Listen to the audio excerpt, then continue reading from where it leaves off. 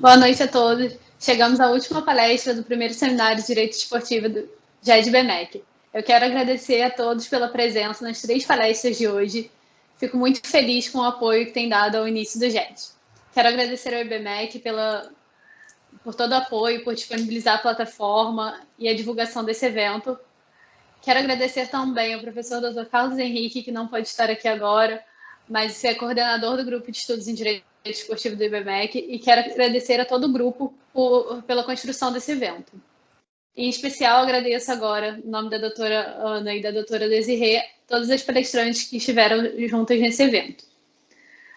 Chegamos ao final e quero apresentar a palestra Os Contratos Especiais de Trabalho Desportivo das Atletas e as suas especificidades. Quero apresentar a doutora Ana Cristina Misutori, advogada na Ambiel Advogados, mestrando em Direito Desportivo pela PUC São Paulo, pós-graduada em Compliance pela FGV São Paulo, membro da Academia Nacional de Direito Desportivo Jovem, vice-presidente da primeira comissão disciplinar e auditora do STJD do Futebol, auditora do Futsal, e auditora auxiliar do STJD do Futebol. É a doutora Desirê Emanuele, advogada especialista em Direito Desportivo, pós-graduando em Direito e Processo do Trabalho, presidente da 6ª Comissão Disciplinar do STJD do Futebol, vice-presidente do STJD da Liga Nacional de Futsal. Quero agradecer mais uma vez a presença e vou dar a palavra à doutora Desirê. Obrigada.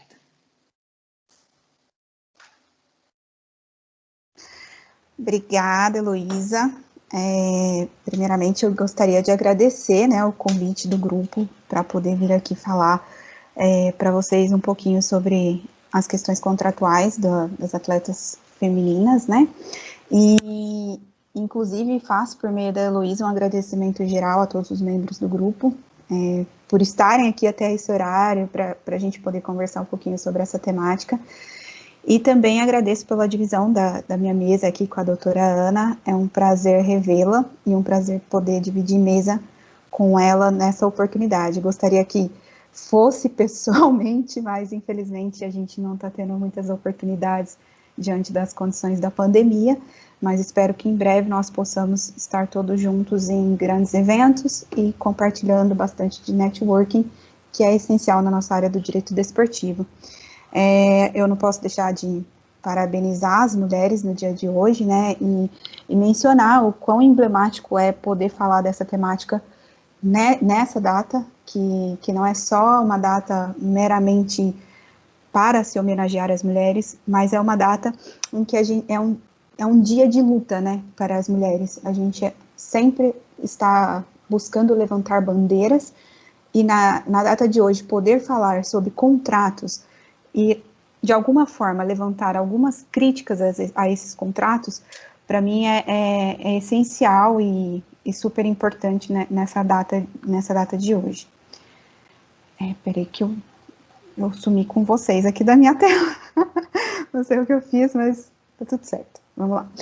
Bom, vocês estão me ouvindo ainda,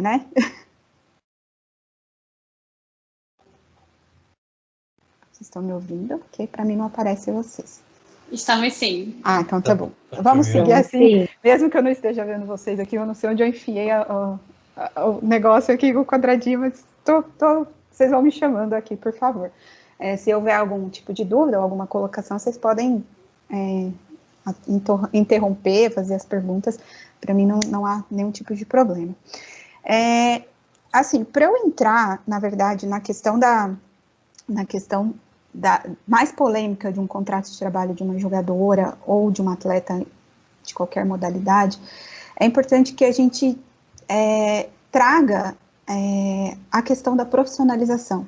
Isso é bastante importante antes da gente adentrar em alguns pontos específicos, Em algumas outras oportunidades que tive de tratar a respeito dessa temática, eu vejo que a profissionalização não é apenas importante somente para as atletas, mas para o clube também, A gente tem ali direitos e tem deveres. Isso faz com que resguarde tanto um lado quanto o outro.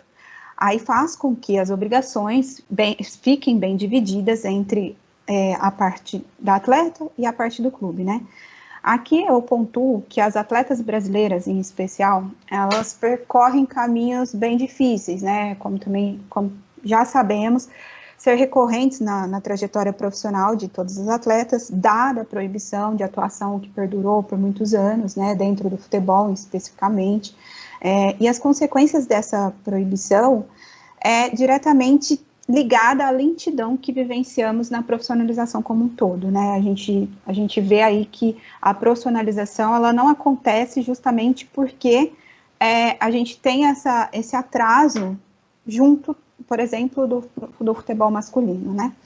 Então, aqui, eu não posso citar somente o futebol como a ausência de profissionalização.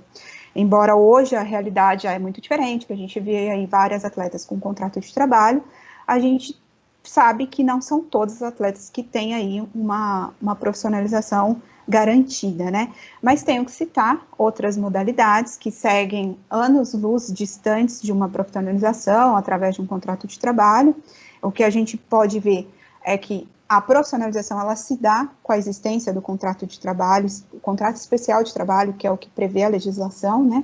Então, o fato de eu falar em profissionalização é quando eu me refiro à existência desses contratos, que é o que prevê a legislação, né? Eu pontuo aqui também que essa questão da ausência de contrato em outras modalidades não vem somente para o feminino, né? Ela também abrange aí bastante parte do masculino, mas não é a temática que a gente vai trazer aqui, então por isso que eu nem vou entrar nesse mérito. E além dessa dificuldade histórica, nós vemos que a profissionalização como um todo, embora já evoluída, ainda se encontra bem atrasada, como eu já havia mencionado, né? A gente vê que vários clubes têm contratos, mas não de forma a garantir que 100% do teu elenco esteja com um contrato especial de trabalho. E no próprio STJD, ali onde eu atuo como presidente da comissão do futebol feminino, até pouco tempo atrás, nós tratávamos a modalidade como amadora. A gente aplicava ali o artigo 182 do CBJD, considerando como amadora. E, de alguma forma, isso se dá pela falta de profissionalização por meio dos contratos especiais de trabalho. Então, assim, eu não tenho como aplicar uma condenação inteira a uma atleta, sendo que ela não é considerada profissional enquanto atuante dentro de um clube. Então, eu tenho que considerar a aplicação do artigo 182, que menciona exatamente isso, a ausência de contrato de trabalho e a não profissionalização daquela pessoa. Então, a gente até pouco tempo atrás aplicava isso indistintivamente para todas as equipes, né, que continham ali atletas que não eram profissionais. Hoje, a gente já tem uma aplicação um pouco diferente. Se o clube conta com apenas uma atleta que tem o contrato de trabalho ali, ele já não é considerado mais para aplicação desse 182. Então, aí fica destinado o 182 somente a atleta que não tem esse contrato, né?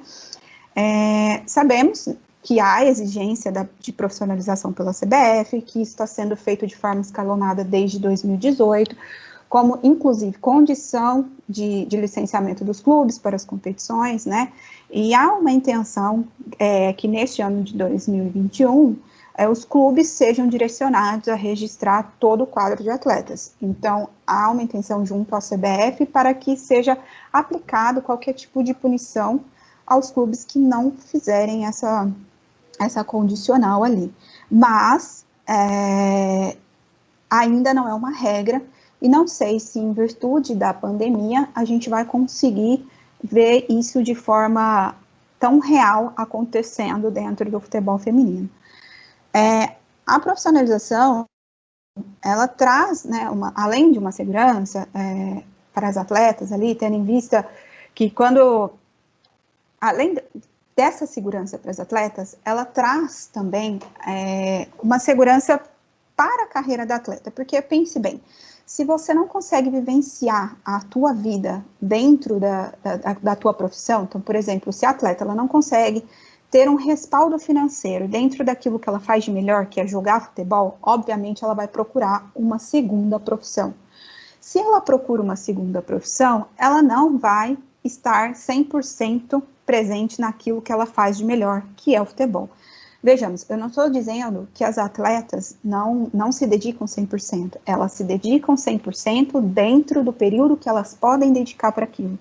Então, se eventualmente você poderia ter uma jornada de um atleta de 8 horas diárias como atleta, e ela não tem um contrato de trabalho, ela não tem uma remuneração para exercer aquela função, automaticamente ela vai ter que fazer uma dupla jornada. Então, vamos colocar que ela vai se dedicar ao futebol 4 horas por dia e 4 horas, talvez 6 horas, em outra situação, em outro trabalho, para que ela tenha uma renda.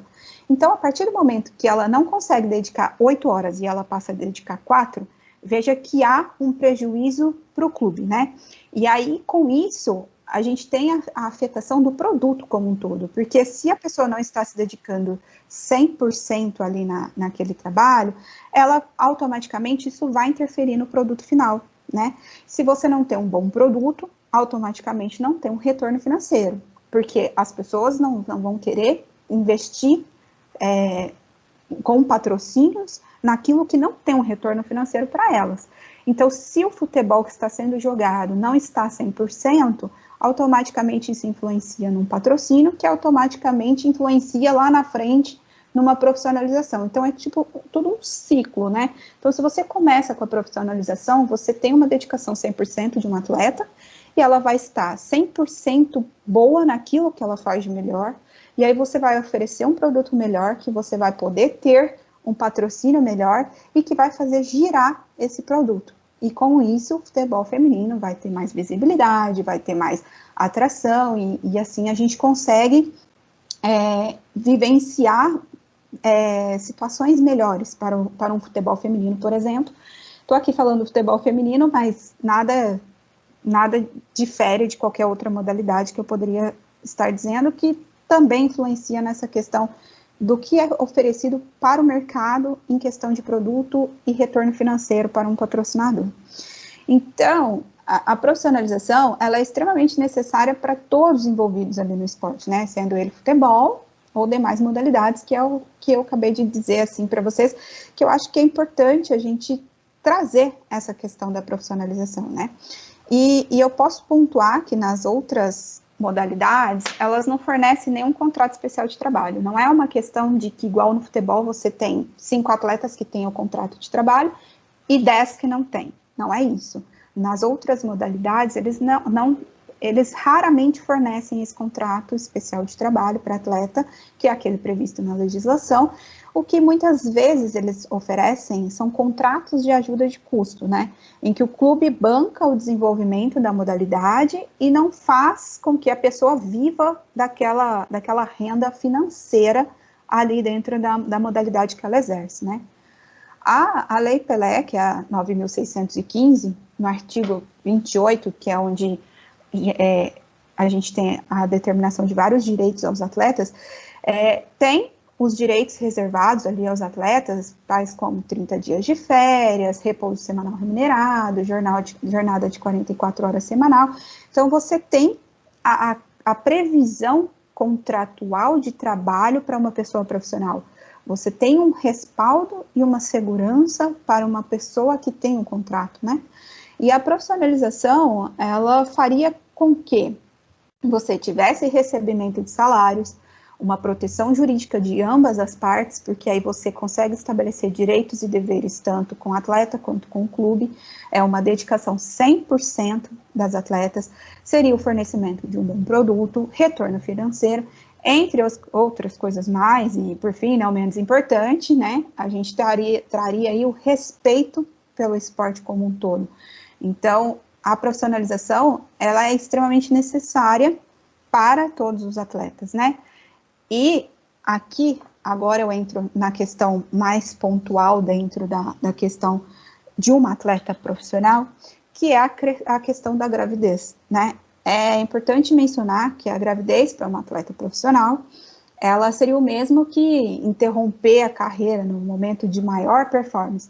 Em especial, aqui a gente pode falar, por exemplo, da seleção feminina de futebol feminino, né, que a gente vê ali que as mulheres que compõem a seleção, elas já possuem uma idade próxima do limite de uma maternidade. Então, se você encerra a tua carreira e vai ser mãe, ou você não vai conseguir ser mãe enquanto atuante no esporte. Você tem que fazer uma escolha, né, entre ser mãe e ser profissional, em especial essas que estão na seleção brasileira, porque a gente tem um problema recorrente aí com a ausência de atletas de base. A gente fala que na questão do futebol feminino, a gente tem uma pirâmide invertida, né? A gente tem uma grande quantidade de atletas em cima e a FINA contando com poucas atletas na base. Ao contrário do masculino, que você tem a quantidade grande ali de atletas na base, sobe para uma efetivação de futebol masculino profissional. Então, a gente tem esse problema que ainda é recorrente, mas isso se dá em virtude de, a princípio, uma ausência de oportunidades, né? A gente está cansado de ver aí na mídia a questão de ausência de oportunidades para as atletas, ausência de locais para treinar e tudo mais. Isso se dá por isso, essa ausência de base se dá por isso. Mas aí a gente tem, voltando na questão da gravidez, a gente tem ali as mais velhas tendo que segurar uma seleção brasileira nas costas, porque não tem pessoas que poderiam assumir ali, a princípio, a seleção brasileira, e elas tendo que escolher, não sei se é o caso, né, se alguma delas teve que escolher entre a profissão e a gravidez, mas você vê que as idades já estão próximo do limite ali da maternidade, né. Com a gravidez, nós temos nitidamente uma alteração no desempenho profissional, né, na nossa atuação ali enquanto atleta. Obviamente que a depender da modalidade que a atleta vai exercer, isso poderia acarretar, inclusive, um risco à saúde da mãe, do bebê, a depender da modalidade que ela pratica ali. E nesses esportes, acabam que a atleta se afasta muito antes do trabalho, né, por não poder desempenhar de forma igual. Então, se ela não está em pé de igualdade, ela vai acabar se afastando ali da modalidade muito antes aí de uma licença maternidade, por exemplo, porque ela não consegue exercer a função, a modalidade, ela não consegue se dedicar, então é mais fácil que ela se afaste e se dedique totalmente à maternidade, o que isso influencia totalmente num desempenho profissional, num retorno de desempenho profissional depois, porque ela vai ficar mais tempo afastada, ela vai precisar de um período de recuperação ainda maior para atingir o nível que ela se encontrava quando ela se afastou, né? É fato que a mulher ela tem o direito de procriar e preservar seu emprego. É uma coisa óbvia que eu enquanto trabalhadora, eu tenho o direito de querer ter um filho e poder preservar o emprego que me sustenta, né? Então, assim, e mais que isso, essa questão de preservar o emprego, ela tem o direito à manutenção dos rendimentos para, inclusive, proporcionar uma condição de subsistência para uma família nova que está sendo constituída ali em todo esse desenvolvimento de uma gravidez. As pessoas trabalham para se manter financeiramente, eu trabalho para me manter financeiramente, todos nós trabalhamos para isso, pelo menos uma grande maioria trabalha para poder pagar as contas no fim do mês e poder viver, raras são as pessoas que trabalham por hobby. Então, é um direito da atleta ter ali as condições financeiras resguardadas para que ela possa ter uma gravidez com segurança, né? Por isso que é importante, tão importante a profissionalização para que a gente possa ter resguardados esses direitos de uma atleta enquanto grávida. A escolha de engravidar de uma atleta, ela não deveria ser vinculada ao financeiro, mas sim dentro do direito de escolha de cada uma. Então, se ela quer ou não ser mãe, é uma escolha dela, mas isso não teria que ser envolvido dentro do financeiro. O que a gente vê é, se eu escolher ser mãe, eu vou parar de receber o meu salário, eu vou viver do quê? Então, assim, a gente tem esse dilema ainda muito presente dentro da carreira das atletas profissionais, né? E é preciso garantir o direito à maternidade, e não só como direito da atleta em ser mãe também, né? Você poder viver aquilo ali, você poder ver tua criança crescendo, você poder se dedicar àquilo ali, e não só o fato de colocar a criança no mundo, você tem que ter o direito de ser mãe e exercer a sua maternidade, né? Então, os rendimentos, eles devem ser preservados. A legislação que prevê as questões de contrato especial de trabalho, que, como eu mencionei lá no começo, que é a Lei 9.615, ela não menciona especificamente ser atleta do sexo feminino ou os direitos das atletas gestantes, né? Então, assim, você tem muitas questões pontuais que deveriam ser levantadas num contrato profissional de trabalho de uma atleta, os quais a legislação não traz então ela não dá esse retorno, essa segurança para uma atleta, né? A gente sabe que aí a FIFA veio com algumas alterações recentes dentro dos seus regulamentos, que a doutora Ana vai trazer com bastante brilhantismo aqui para vocês, que eu acho imensamente importante, então eu não vou entrar nessa questão. Então, as atletas do futebol feminino, elas têm um respaldo ainda que seja da FIFA, que talvez encontre alguma certa dificuldade aqui nos clubes, né, na realidade dos clubes em questão financeira. A gente sabe que há clubes que sequer pagam contratos de trabalho masculino ou de pessoas que prestam serviço dentro dos clubes, então vai ser mais um contrato aí que pode onerar os clubes, então não sei como vai ser garantido esses direitos, mas eu tenho certeza que a doutora Ana vai trazer aí informações bem importantes para vocês. Mas como o feminino tem esse respaldo, a gente tem que lembrar também das outras atletas, né, que não vão ter esse respaldo vindo de uma federação internacional, que acaba enfiando a regra de cima para baixo, dadas as condições e punições que ela pode aplicar ao clube que não seguir aquele regramento que ela impôs, né. Então, algumas atletas, elas não têm esse respaldo internacional. Então, eu falo assim, como as atletas, o problema das atletas como um todo, hoje, os contratos firmados com as atletas, que quando são feitos, a regra é ser um contrato determinado, que você tem a data do início e a data do final. E até no futebol é feito, muitas vezes, os contratos por temporada. Então, é mais ainda específico da questão determinada desses clubes. Há clubes, claro, que faz contratos com vínculos mais extensos, mas muitos não fazem e muitos não se sentem seguros em fazer esses contratos mais extensos, dada a instabilidade dos campeonatos, né? Então, assim, hoje a gente até tem campeonatos mais regrados, que seguem uma data mais fixa, então a gente sabe que tem o brasileiro, A1, A2, que a gente tem agora, por exemplo, a Federação Paulista, que tem o Campeonato Paulista, a gente tem o Carioca, a gente tem vários campeonatos que têm já datas previstas, mas antes, quando a gente falava de futebol feminino, você terminava uma temporada sem saber se a outra iria acontecer. Então, era um risco para o clube ele ter um contrato mais extenso. Então, eu imagino que os clubes ainda não se sintam seguros em fazer contratos extensos, justamente por isso, né, por essa insegurança. E também, talvez, em algumas oportunidades, não seja tão vantagem assim para as atletas fazerem contratos extensos, porque interfere numa questão financeira, que você negocia hoje um valor e pode ser que daqui 2 anos esse valor esteja ultrapassado e você esteja recebendo abaixo do mercado, então você não vai conseguir renegociar aquilo que já foi negociado. Então, talvez não seja tão vantagem assim para as atletas. Mas, conforme eu disse, os contratos são determinados, então isso é, em tese, um problema perante a legislação brasileira, porque tem tido entendimentos perante os tribunais de justiça, inclusive perante o TST, que contratos de trabalho determinado não possuem estabilidades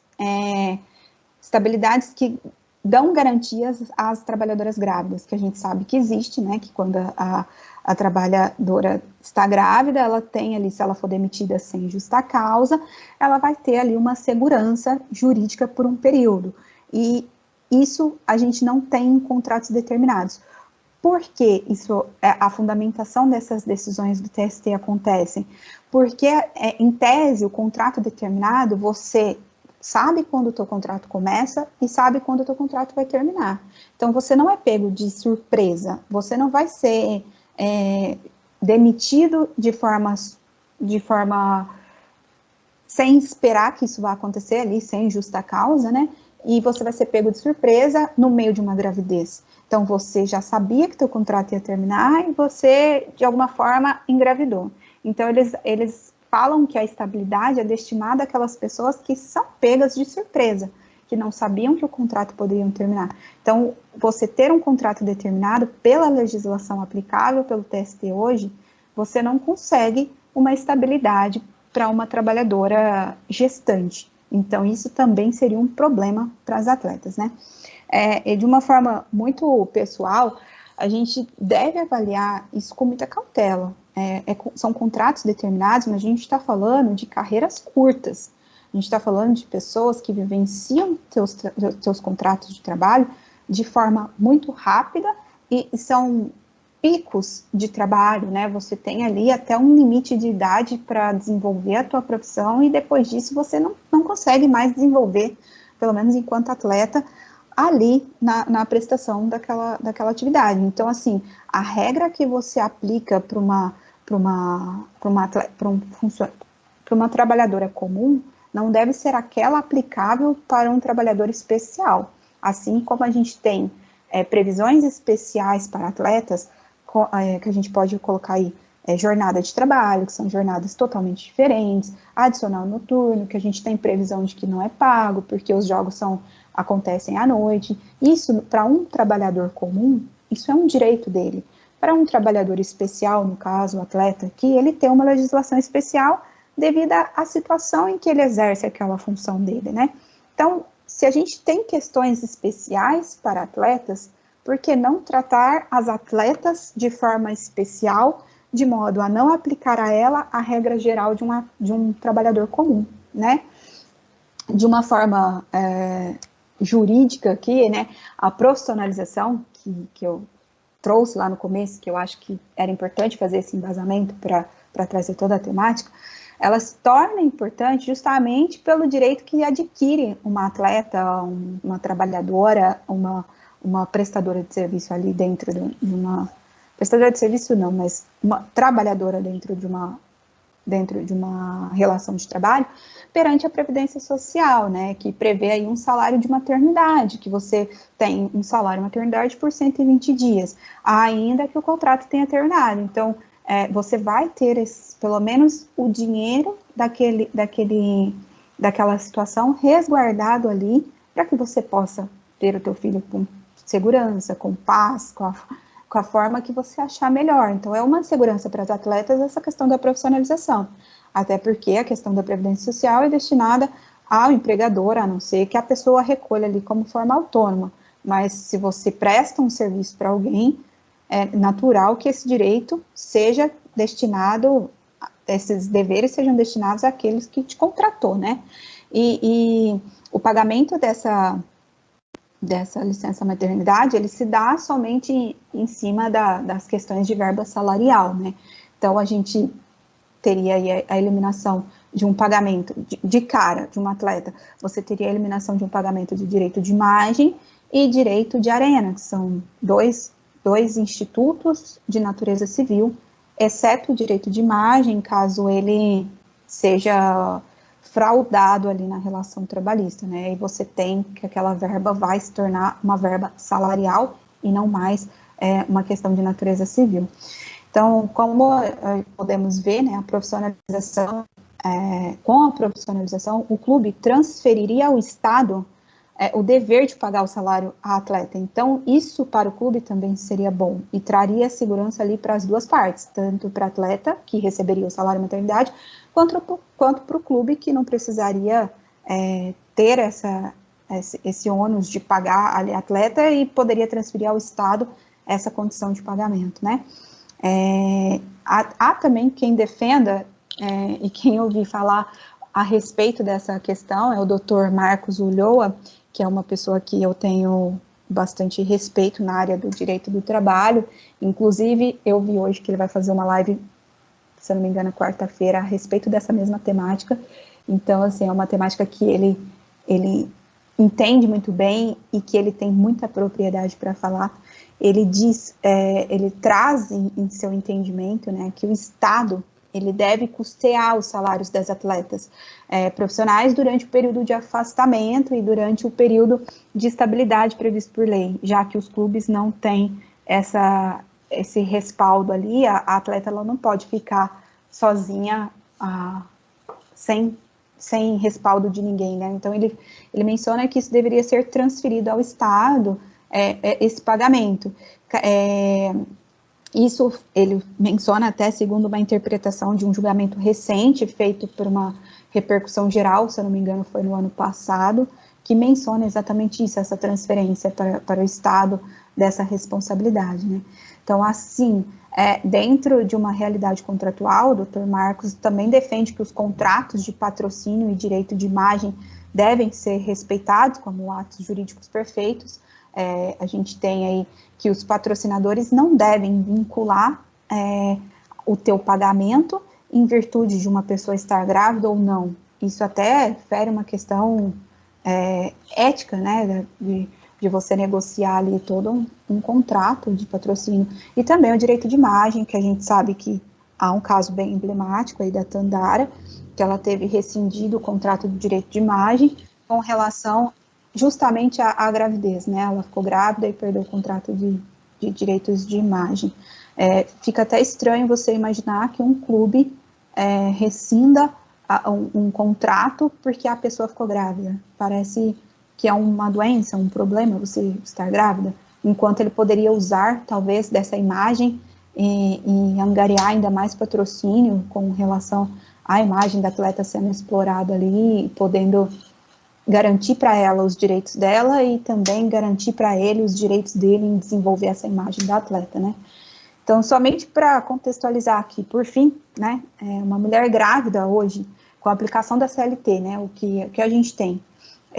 Uma estabilidade que ela não pode ser demitida sem justa causa da data da concepção até 5 meses após o parto, né?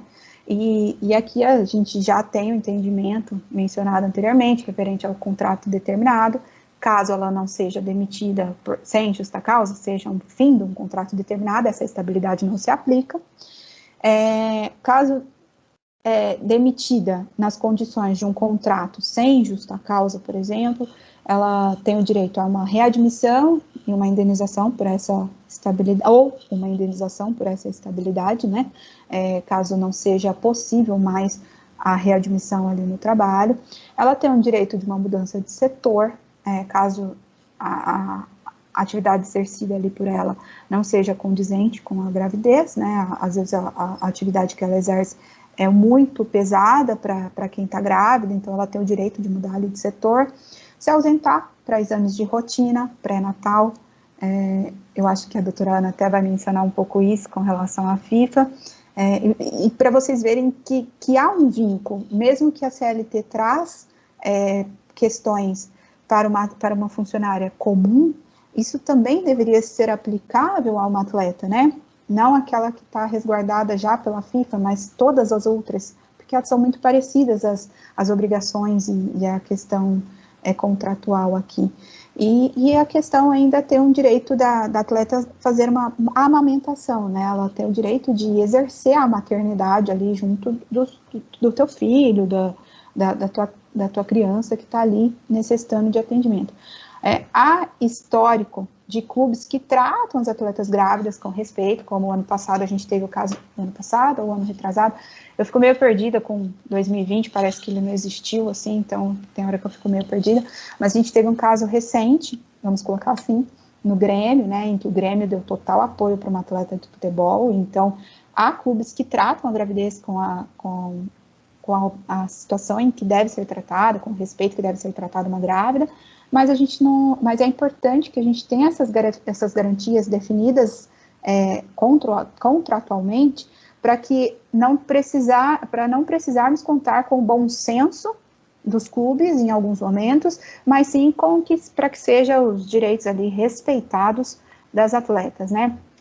E aqui, por fim, juro que é para finalizar, há um projeto de lei, né? Projeto 3.726, eu acho, do ano passado. Ele foi apresentado no meio do ano e na minha última consulta nesse processo, nesse projeto, estava aguardando designar um relator naquela situação, então não há uma decisão final, mas esse projeto de lei, ele prevê que as atletas profissionais gestantes receberão remuneração total, salário, e mais os valores decorrentes ali do uso da imagem. Então, para as atletas vai ser muito bom, se acaso esse projeto passar, né, e esses proventos, eles serão pagos pelo menos até 5 meses após o parto, o período em que já é assegurado por lei, né, a estabilidade que a gente estava mencionando aqui. Então vai ficar a lei 9.615 teria essa alteração e preveria exatamente aquilo que está na CLT, então ficaria seguro para as atletas para trabalhar. E o texto que está lá na tramitação na Câmara dos Deputados, ele altera, né, a Lei Pelé, para determinar ainda que o contrato especial de trabalho do esportivo e o contrato de direito de imagem da atleta profissional deverão ser mantidos após a confirmação da gravidez e até esses 5 meses após o parto aí, né, e aí será assegurado aí para as atletas um direito que é meu, é seu, é de todo mundo, de poder escolher estar grávida ou não, e não ter que escolher entre a profissão e o trabalho, entre todas as nossas atuações ali profissionalmente, né? Isso eu vejo que, por isso que eu falei lá no começo que era importante a gente falar disso nesse dia de hoje, porque é um dia de luta, e a gente deve lutar para isso, porque você ser mãe é um direito seu, é uma escolha sua, cabe você a ser ou não, e não deve estar vinculado isso a uma questão financeira, né? Em sim a uma questão de escolha mesmo. O que eu poderia trazer aqui para vocês, eu acho que, pelo menos de uma forma breve, mais longa, era isso, e eu fico à disposição de vocês aqui para a gente conversar sobre essa temática, uma temática apaixonante, e que é sempre bom poder defender as mulheres aí. Obrigada, doutora Desirê. Essa questão que você levantou até do caso Tandara, eu divido aqui então com a senhora que eu fiquei sabendo em uma palestra sua para o GED-FND, e eu pude pesquisar mais, ocupou um certo capítulo do meu TCC, inclusive, essa questão. Então, e assim, foi uma questão que não saiu tanto na mídia quanto deveria, né? Tão absurdo que ela foi. Mas muito obrigada pela exposição, e eu vou passar a palavra agora para a doutora Ana Cristina. Boa noite, pessoal. Boa noite a todos e todas. Já desejando um feliz Dia das Mulheres a todas que estão aqui presentes nos ouvindo. E especial a doutora Desirê, que eu já admirava, já aprendi muito. A doutora Heloísa Schmidt, que eu também admiro e aprendo muito. Bom, a gente então fez uma divisão aqui, até para não ficar muito extenso. A doutora Desirê trouxe muitos aspectos, basicamente tudo que eu tinha me preparado ao longo do dia para trazer, né, em relação ao contrato especial de trabalho esportivo. Ela trouxe muito do que funciona na própria Lei Pelé. Como a gente tem déficit até em relação ao próprio futebol masculino, mas sobretudo no feminino, né? No masculino a gente tem ali que, como a própria doutora Desirê trouxe, para não fazer muito eco, só para simplificar, para poder entrar no assunto, as outras questões relacionadas, bom, a gente tem que o atleta, no nosso ordenamento jurídico, a Lei Pelé estabelece que só é profissional aquele atleta que tem contrato especial de trabalho esportivo. E, por sua vez, isso tudo está para quem quiser, né, fazer a leitura, no artigo 28 e seguintes da Lei Pelé, a Lei 9.615 de 98. E daí, ao mesmo tempo que ela fala que só é profissional quem tem um contrato especial de trabalho esportivo, ele estabelece também, no artigo 94, que isso é exclusivo à modalidade de futebol, e sem fazer distinção ao futebol feminino ou masculino, até por conta de uma interpretação sistemática do nosso ordenamento jurídico, da própria Constituição Federal, que não faz diferença entre homens e mulheres. Então, a gente consegue entender que a mulher também pode ser feita esse contrato especial de trabalho esportivo, né?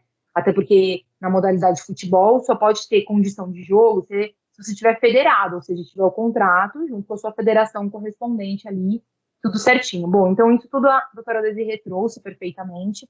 Eu só estou realmente fazendo um panorama geral para poder entrar na parte de âmbito FIFA e basicamente, assim, falar o seguinte, né? Por que a gente tem percebido algumas modificações, pelo menos legislativas, né? Acredito que isso, consequentemente, acaba resvalando na prática, mas acho que é uma evolução, assim, acho que o mercado ainda pode valorizar muito mais o futebol feminino como um produto de negócio, né? Como um produto a ser explorado, a ser ali angariado dinheiro e tudo mais, o que hoje é o futebol masculino. mas ainda não é. Mas, assim, a gente percebe já uma evolução, né? Estamos todos aqui, inclusive, assim, debatendo algo que há um tempo atrás talvez nem seria uma pauta de discussão, de debate, né? E óbvio que há muito a ser construído ainda. Então, acho que é um papel muito importante nós, como advogados que se interessam para o direito esportivo, tentar olhar para isso, né? Então, a FIFA percebeu esse movimento, a FIFA percebeu em 2000, já de uns anos para cá, a FIFA vem percebendo essa ascensão no futebol feminino, e a gente consegue perceber com base em algumas decisões deles. Então, algumas movimentações, algumas estratégias. Então, em 2018, eles passaram a introduzir, tem a circular deles, para quem quiser pesquisar, circular 1601 da FIFA, né, que passa a determinar a utilização do TMS, e aí, para quem não sabe, para que todos estejam na mesma página aqui, é basicamente um sistema de transferência. Então, quando um atleta de futebol, um atleta profissional de futebol, ele é transferido de um clube para o outro, seja por cessão temporária, que é o que a gente chama de empréstimo, ou seja por cessão definitiva, ele tem que ser registrado nesse TMS. Não sei se esse grupo aqui, que PEC todos estão, mas o pessoal acompanha ou não. Basicamente é para que faça um acompanhamento, para que é uma forma de manter um controle, claro, mas basicamente também para tentar apurar de onde veio, para onde foi, até porque isso faz diferença, porque o clube que foi o formador, o clube que fez a base, enfim, ele depois vai ser remunerado pelo mecanismo de solidariedade, ou indenização por formação, enfim, são mecanismos distintos que a gente trata, né, num outro momento. Então, isso sempre existiu no futebol masculino, e em 2018 para frente, a FIFA estabeleceu para o feminino também. Isso é uma mudança interessante, porque na prática ela traz muitas modificações. Por exemplo, isso implica que, já que a nossa, como eu trouxe, né, a Lei Pelé, ela não seria constitucional se ela trouxesse diferenciação entre homens e mulheres, por força até da isonomia, né, que é preconizada na nossa Constituição Federal. Então, ela não fala nada em relação a esse mecanismo de solidariedade, por exemplo, que ela prevê, que é o quê? É indenizar aquele clube formador, aquele clube que pegou a atleta quando ela estava em fase de formação desportiva, se aprendendo, se qualificando, se aperfeiçoando, eles tiveram investimento nela, eles não tiveram ganho, e depois, posteriormente, os clubes que vêm ali a usar a atleta como profissional, já numa qualidade de profissional, eles fazem essa espécie de indenização, uma forma de incentivo a isso, os clubes que fazem a formação. Então, assim, esse TMS fazendo registro, na prática, que os clubes venham a cobrar, por exemplo, os clubes de formação. E os clubes de formação, os clubes que podem vir a formar as atletas, passam a perceber o quê? Que eles podem também investir nisso, que futuramente, com base nesse controle que a FIFA está estabelecendo, vir a cobrar. Hoje, na prática, isso quase não existe, né? A gente sabe que, além de ser recente, são poucas as pessoas que acho que até sabem que tem esse direito, né? E são poucas também entra numa outra falha, que é sistêmica, que é não só no Brasil, mas no mundo, que é a falta de estrutura de categoria de base para o futebol feminino, né? Até a gente estava conversando num outro painel em que eu estava participando da Academia Nacional de Direito Esportivo. Acho que a categoria de base, ela é muito importante. A gente vê, por exemplo, uma atleta, né? Acho que mesmo quem não acompanha muito afinco conhece a Formiga, que é uma atleta fantástica, mas ela hoje não tem para quem passar a bola, literalmente, né? Ela tem recordes aí de competições que ela participou, de títulos e tudo, mas hoje ela não tem alguém passar a bola, porque não tem uma estrutura ali fazendo a formação para fazer a máquina girar, né? Isso é uma deficiência ainda que acho que dá para ser apurado, dá para ser melhorado, né? Então, assim, aí voltando ao assunto, se tivesse, por exemplo, esse incentivo através desse mecanismo de solidariedade, né, que o próprio nome é autoexplicativo, né? Então, é uma solidariedade entre clubes que o que está usando o atleta como profissional vai pagar aquele que fez ali o trabalho enquanto ela ainda estava se formando, se aperfeiçoando. Os clubes vão passar a entender que isso é benéfico. Então, vão passar a entender que a formação de atletas no feminino, de alguma forma, vai render para eles. Porque, afinal de contas, né, no final do dia, tudo gira em torno do que traz o dinheiro, né? Então, bom, isso é um ponto. Então, a primeira mudança que a gente percebe, que acho que é relevante trazer, foi essa em 2018, dessa circular 1601 da FIFA, que passou a implementar o registro das transferências das atletas, né? E aí, nessa sequência, a gente começa a perceber, com base até nesses registros, coisas assim, como agora com a pandemia, e eu concordo muito com o que a Desirê falou, acho que eu já nem sei se a gente está em 2020, 2021, o que aconteceu, a gente perde um pouco a noção de tempo, né? mas, por exemplo, no ano passado, com a pandemia, a gente tem dados da própria FIFA que a gente percebe que o futebol masculino ele teve uma queda muito grande, até por conta das receitas, que também foram nulas praticamente, e o feminino se manteve. Então, a gente percebe assim, há muito que ser melhorado, mas há muito já que já evoluiu, né? Então, e aí com isso, que foi outro entendimento, assim, outra forma da FIFA mostrar esse incentivo ao futebol feminino, foi posicionar uma mudança importantíssima, que é um marco realmente histórico, dentro de várias das questões da fala da doutora Desirê, que é a questão da mulher. A mulher, assim, ela é múltipla, né? Ela não é só profissional ou só maternidade, ela pode escolher o que ela quiser e o que ela é feliz, mas e quando ela quer ser profissional e também quer ser mãe? E nessa modalidade, nessa especificidade de um esporte de alto rendimento, a gente sabe que ela acaba sendo literalmente deixada de escanteio. A gente vê casos práticos disso.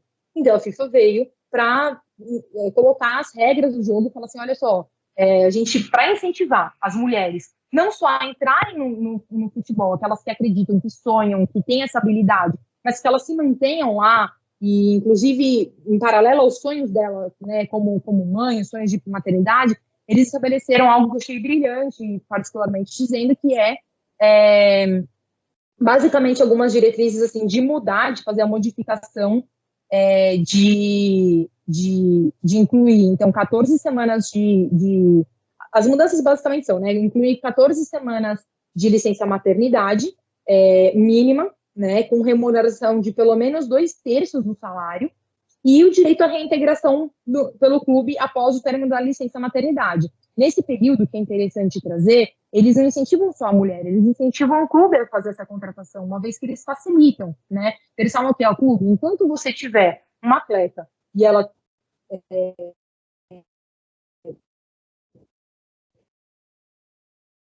um filho durante o período de gravidez, ela vai ter ali o direito de licença maternidade dela, e mesmo fora da janela, você pode contratar uma substituta. Então, o próprio sistema ali facilitando para o clube também, né, de alguma forma, essa facilitação é uma forma de fomentar, né, uma forma de incentivar.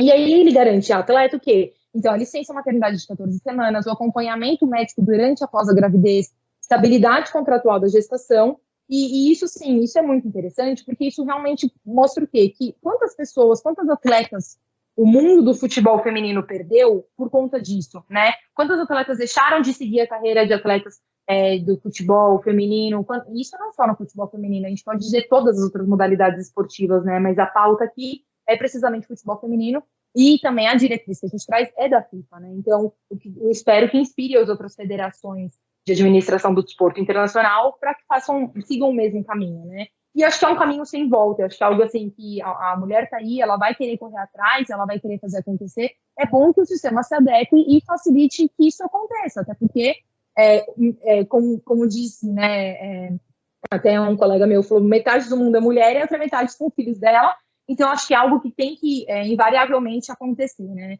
E com essa alteração, o RNR-CAF, que para quem não acompanha, é o Regulamento Nacional de Registro e Transferência de Atletas de Futebol, que daí é um regulamento da CBF, ele se adequou. Teve agora a edição de 2021, super recente, saiu semana passada, e ele se readequou nesse sentido. O que ele diz? Ele fala, olha, vamos incluir uma previsão de que a validade jurídica do contrato especial de trabalho desportivo não está sujeito ao fato do atleta estar ou não grávida durante a vigência, ou a licença maternidade, né? Isso em relação em consequência, né, em proporção ali ao que o próprio regulamento FIFA já estava prevendo, que já tinha previsto no final do ano passado. Então, ele simplesmente se adequou ao sistema. Isso, em regra, é para acontecer, nem sempre acontece, a gente pode dar outros exemplos sobre isso, mas muito bom que isso aconteceu nesse âmbito, né? Em relação a essa licença maternidade. Então, o que a gente pode dizer? Que a FIFA, que é a entidade de administração do desporto internacional, que é a entidade máxima dessa pirâmide ali de estrutura associativa, ela estabeleceu uma regra, e a CBF, como administração do desporto nacional, se adequou a essa regra agora pelo nosso RNR-CAF.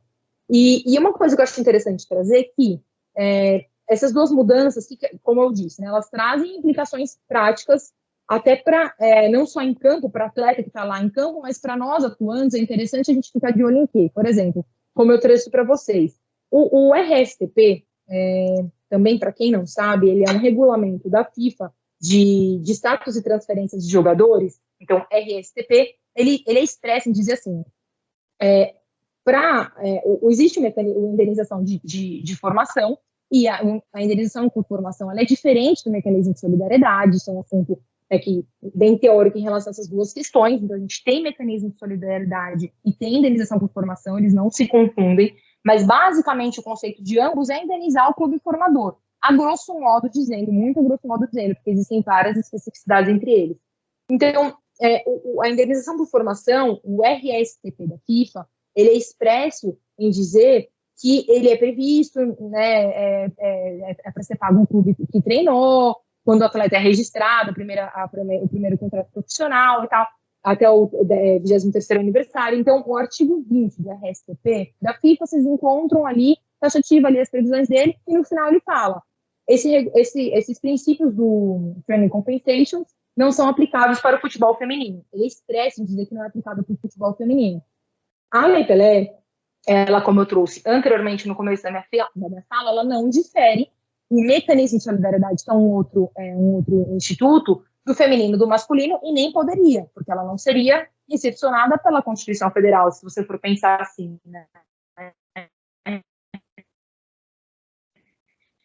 Então, toda essa trajetória da FIFA permite que a gente aqui no Brasil se valha disso para conseguir estimular os clubes a desenvolverem as atletas em âmbito de formação desportiva e depois terem a sua compensação financeira por meio dos mecanismos de solidariedade.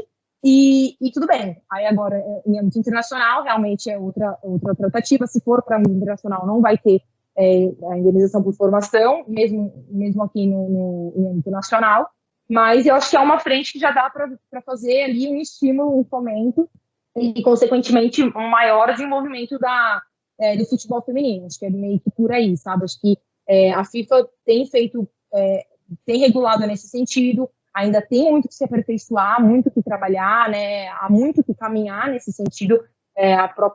Talvez essa retirada desse final desse trecho do artigo 20 do RSTP, por exemplo, se tirasse, quantos clubes internacionais, né, Brasil ou fora, teriam esse interesse, né? E, bom, basicamente isso a gente vê, assim, em relação às mudanças são essas. Acredito que as perspectivas sejam de se adequar mesmo ao negócio, que eles têm percebido que vale a pena se adequar, né? A gente tem percebido ali, realmente uma construção histórica e social, né? Até a era de Getúlio Vargas, a gente tinha um decreto que não só proibia, como tipificava como crime a prática da modalidade de futebol para mulheres, por entender uma incompatibilidade física. Então a gente vê que hoje a gente está discutindo ali direitos em que a gente tem cada vez mais, né, sendo respaldados. Então eu acredito, vejo e espero poder trabalhar para que haja essa construção jurídica e também social, para que continue todo esse sistema, todo esse sistema associativo, então, desde FIFA, CBF, enfim, criando regras e criando regulamentos para que facilite, né, como mercado, de permitir que as entidades de prática desportiva se interessem por isso, né? Em paralelo a isso, todas as demais ciências também entrariam junto, como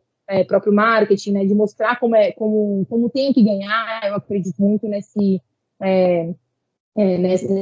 que é um caminho sem volta hoje. Eu acredito que tem muito que como vender mais o potencial que é como produto de mercado mesmo. Então, enfim, e aí em paralelo a isso, a gente tem desses órgãos que vão regulamentando a favor, regulamentando de forma a favorecer, a facilitar, né, as entidades de prática desportiva a terem essa contratação, a terem principalmente a básica, que eu acredito muito que falta, que o resto meio que vai por decorrência, né, vai literalmente num fluxo. Acredito que seja o adequado, né? Hoje eu fico muito feliz de hoje poder trazer essa atualização especificamente da licença maternidade. Eu acredito que isso para as atletas vai fazer muita diferença, e muitas atletas que estão aí, que às vezes poderiam encerrar a carreira antecipadamente, elas vão continuar, e com isso a gente tem exemplos práticos de atletas que voltaram, tanto em Olimpíadas. Tem um exemplo de uma atleta que se valeu desse adiamento das Olimpíadas por conta do Covid, e ela teve um filho ano passado para poder disputar esse ano, se houver, né, A gente também tem casos de atletas que... um caso muito interessante de uma atleta que ela perdeu... Ela tinha 12... uma atleta de atletismo, eu acho brilhante a história, porque não importa o quanto você acompanha ou não o esporte, mas você sabe quem é o Bolt. E essa atleta, Alexis, a Alisson, aliás, ela tem uma trajetória que ela tem mais títulos que ele, e quando ela engravidou, ela perdeu todos os patrocinadores dela, e aí ela se recuperou sem patrocínio algum, sem esse auxílio, sem esse fomento patrimonial, material, e conseguiu o 12º título dela, mesmo sem os patrocinadores, o que mostra, assim, que realmente, eu acho até que ela se valeu dessa causa, né, como força de vontade, que mostra muito do que é inerente à natureza, né, da mulher, que é o comprometimento, que é ali a força de vontade de não medir forças para mostrar o que ela quer e fazer acontecer. Então, eu espero ainda que os órgãos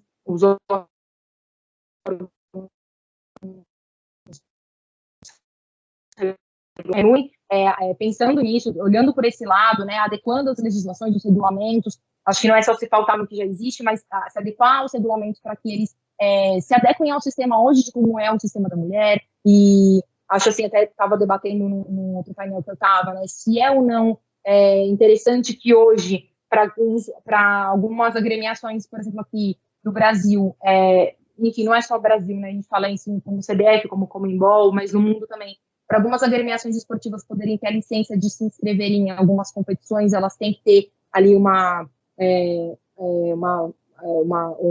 time, um clube, um grupo, né, um elenco de futebol feminino ali. E só que, assim, aqui eles falam que tem que ter, e os clubes têm, mas a que custo, como que eles têm, que foi muito que a doutora Desirê trouxe, né, como que elas são contratadas, não basta ter, tem que ter com a qualidade devida e com o mínimo de equiparação com o que é o futebol. Não é só ali, sobrou um espacinho no CT, vamos colocar o futebol feminino para a gente conseguir a licença, né? Não é só isso. Então, eles olharem a realidade e tentar se adequar à realidade. Eu acho que, de fato, essa obrigação é muito chato, assim como o próprio Dia da Mulher é muito chato, se você for pensar, é algo que a gente trabalha e luta hoje para que um dia isso seja tudo normal, né? Que a gente tenha todas essas adequações e que tudo seja normal, mas para que isso seja normal, hoje eu acredito que tem que ter, sim, esses mecanismos, essas estratégias de imposição, né, imposição, enfim, associativa, e, bom, eu acredito que seja isso. Outra coisa que eu ia dizer também, que eu acho muito interessante da fala, que eu não quis te interromper, doutora Desirê, que tem um caso de uma atleta que foi do Corinthians, que o caso dela, ele se destacou por ela ter tido esse êxito judicial, né, no âmbito da justiça esportiva, da justiça do trabalho, mas o que eu acho interessante é que se ela não tivesse tido esse êxito, ia ser mais um de muitos que a gente não sabe que se passam, né? A gente, na verdade, até sabe, mas que muitas pessoas acabam não sabendo que, embora os clubes sejam obrigados, eles têm as atletas, mas aí a gente não para ver qual é a real condição, né? Que o direito do trabalho até traz como primazia da realidade, que ela trouxe, ela tem ela estava disputando partidas oficiais, ela entrou com uma reclamação trabalhista, a defesa foi no sentido de que ela era amadora, e aí, assim, realmente eles foram, né, pegos pela própria Lei Pelé, que diz que a partir dos, o 43, se eu não me engano, da Lei Pelé, que a partir dos 20 anos você não pode disputar competição profissional como amador. Então, assim, se ela estava disputando como que ela era amadora, e com isso fez com que ela ganhasse. E a gente fala, quanto que não precisa haver de construção jurídica, né? Porque se ela tivesse 19 anos, significa que ela não estaria disputando competições profissionais, só porque a Lei Pelé fala que é a partir de 20, mas que, na verdade, a gente sabe que o clube estava ali, estava ali mascarando, estava encobrindo o que de fato era, né? Que era uma atividade profissional, ele estava colocando como amadora para que não pagasse, para que suprimisse direitos dela, né? Em prol de uma economia ali que eles viessem a ter. Enfim, então fica um debate realmente de quanto ainda precisa ser melhorado, mas a gente também trouxe do quanto que a gente já caminhou, e eu acredito que seja, sim, uma progressão, acredito que seja algo que vai numa crescente, numa ascensão realmente, né? E aí agora eu devolvo aqui a palavra para a Luísa e para os demais que queiram debater, responder ou fazer qualquer pergunta. Obrigada, doutora Ana. Foi uma explanação excelente também. Caso alguém queira fazer alguma pergunta, basta levantar a mão. Eu vou aproveitar esse pequeno momento para agradecer a presença de todos. E aí eu vou agradecer aqui 3 presenças especiais que estão prestigiando nosso evento. O Dr. Bernardo Posa, o Dr. Bruno Coraci, o Dr. Zé Francisco Mansur, muito obrigada pela presença. E caso alguém não tenha nenhuma pergunta, eu agradeço mais uma vez a explanação. Espero poder contar com as duas em outros eventos, quem sabe até presencialmente aqui no Rio de Janeiro.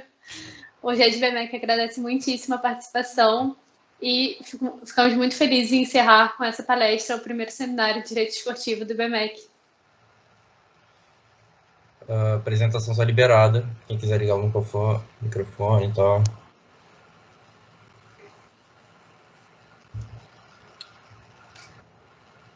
Luiz, eu agradeço novamente o convite, viu? Muito obrigada, é uma honra aqui fazer parte, poder contribuir um pouquinho. E eu também ia mandar um oi para o doutor Bernardo que está acompanhando, o doutor Bruno, e principalmente o doutor Mansur que está aqui. É muita responsabilidade falar na frente do chefe, gente. Eu tô aqui, ó. Quando eu vi que estava presente, eu fiquei, ó, não era o combinado. Brincadeira. Muito obrigada, doutora Ana. Aproveito que a doutora Ana fez os agradecimentos, eu também os faço na pessoa da Heloísa, que foi quem me procurou, me convidou para vir aqui falar um pouco sobre essa questão contratual, né, das atletas. Eu já participei de algumas outras lives hoje, e nessas lives eu disse que para mim é um prazer muito grande poder estar como presidente da 6ª Comissão Disciplinar hoje e poder ter propriedade, muitas vezes, para defender o futebol feminino, né? A gente ter espaço para voz, para poder defender o futebol feminino, porque eu comecei, inclusive, com a questão da profissionalização justamente por isso, porque eu vejo a dificuldade, às vezes, na própria pele ali, na situação da comissão, né, de como as coisas acontecem, das precariedades, das condições de jogo, da ausência, às vezes, de uma cobertura para uma atleta que está no banco de reservas e está num sol do meio-dia jogando. Então, a gente vivencia isso bastante, né? Então, eu penso que a profissionalização acabaria um pouco, ou pelo menos diminuiria um pouco com essas questões pontuais e tão humanas que a gente vivencia ali, né, dentro da comissão. Mas, mais do que isso, eu fico muito feliz de poder participar da história do futebol feminino, porque, como eu mencionei, que eu já falei isso em outras lives hoje, volto a dizer aqui, se acaso alguém me ouviu em outro lugar, vai ouvir de novo, que para mim é um prazer, porque eu vejo que o futebol feminino ele está em ascensão, e é muito bom poder participar e atuar nessa busca da profissionalização do futebol feminino, para que amanhã a gente possa ter várias transferências, várias situações que sejam boas para os clubes, mas que sejam boas principalmente para as atletas, e que a gente possa futuramente falar, poxa vida, eu participei disso, eu auxiliei nisso, e isso tem a minha mão, isso tem o meu incentivo, ainda que não tenha atuado de forma enérgica ali numa legislação, por exemplo, mas você atua defendendo aquilo que é direito das atletas, né? Então, isso é muito importante, a gente está vivendo a história para contar a história lá na frente, e eu fico muito feliz de poder participar disso, de poder falar do futebol feminino e representar o futebol feminino enquanto presidente da comissão.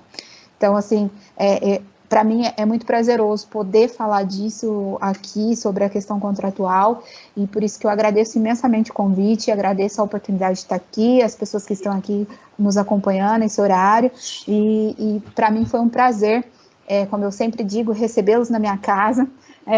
Espero em breve vê-los pessoalmente, em condições melhores, espero que todos estejam com saúde e que a gente possa desfrutar disso futuramente. Obrigada pelo convite mais uma vez. Obrigada. Uma pergunta da Denise Meirelles. Oi, gente, tô aqui. Então, boa noite. Eu inicialmente queria parabenizar, né, pelas palestras, porque todas hoje foram incríveis. Foi meu primeiro contato com o direito desportivo, e talvez por isso seja uma pergunta muito, assim, meio besta que eu tenho, né, agora, mas foi o que me veio. O direito desportivo hoje, ele é principalmente restrito, digamos assim, ao futebol, ou também existem outras modalidades, como vôlei, golfe e etc.? Doutora Ana, doutora Desirê, vocês querem responder? Bom, de uma forma mais superficial, o que eu posso dizer é que o direito desportivo ele está envolvido e inserido em outras modalidades, mas não, vamos colocar, não de uma questão profissional com contrato de trabalho, tá? Contrato de trabalho, como a doutora Ana trouxe na explanação dela, é algo direcionado e bem pontual para o futebol, infelizmente é uma realidade que a gente vive, e as outras modalidades se adequam do jeito que conseguem se adequar. Mas acaba que o direito desportivo ele está inserido nas outras modalidades através da justiça desportiva, que todas as modalidades têm a necessidade de ter ali um tribunal, né?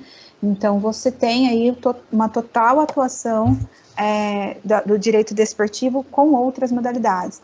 Eu mesma atuo como vice-presidente do STJD do futsal, atuo no Tribunal de Desporto Aquático, vôlei, handball, fisiculturismo, paraquedismo.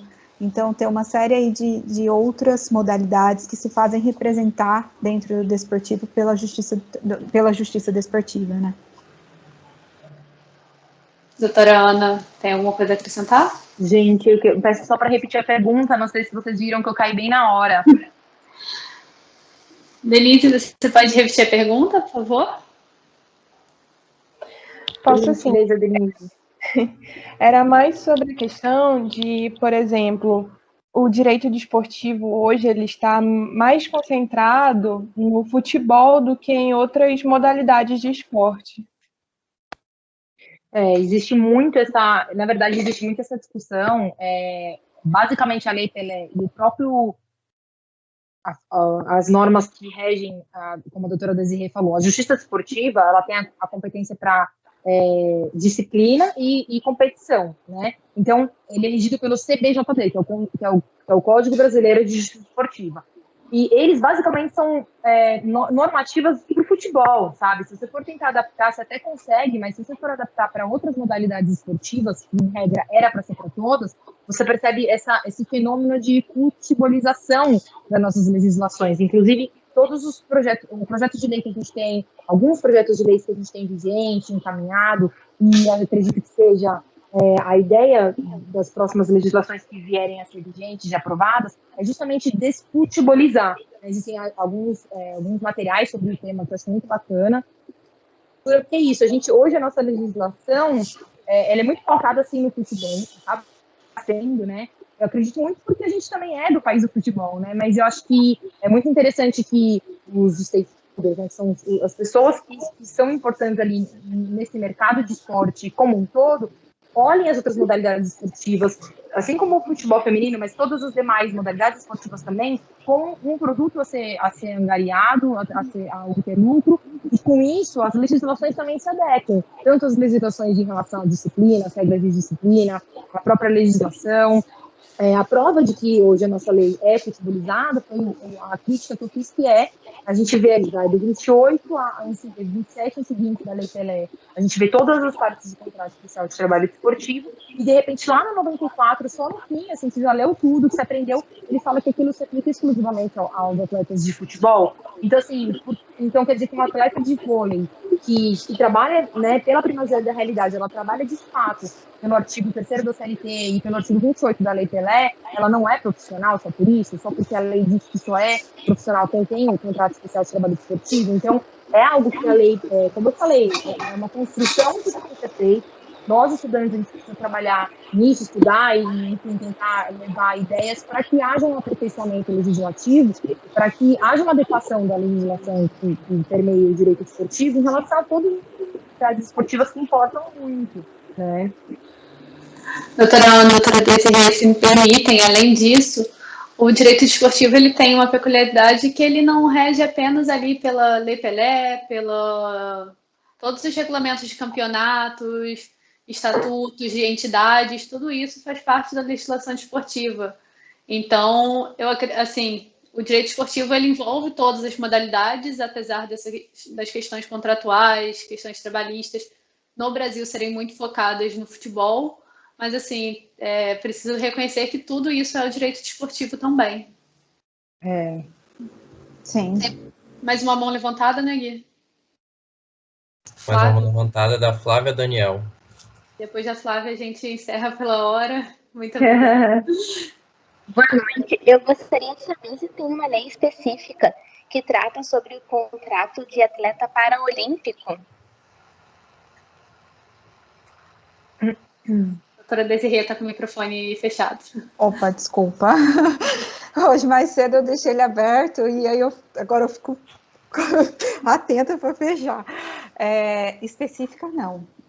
A questão contratual específica não. A gente tem algumas previsões específicas para o Paralímpico com relação a deixa eu tentar contextualizar isso. A questão de dopagem, por exemplo, a coleta de substâncias, a coleta da urina de um atleta, por exemplo, no Paralímpico, há uma distinção na prática esportiva dos atletas paralímpicos, porque eles são divididos em classes, né? Mas dentro de uma legislação trabalhista, contratual, não há uma previsão de diferenciação do contrato ali. Talvez você consiga negociar cláusulas pontuais com relação ao atleta, mas isso não vai estar previsto numa legislação específica. Tá bom, obrigada. Perfeito, muito obrigada, doutora Ana, doutora Desirê, mais uma vez. Eu repito que espero que possamos tê-las novamente em outros temas, outras palestras e, quem sabe, aqui no Rio de Janeiro presencialmente. Ai, se Deus quiser, é sempre bom voltar ao Rio de Janeiro. É verdade.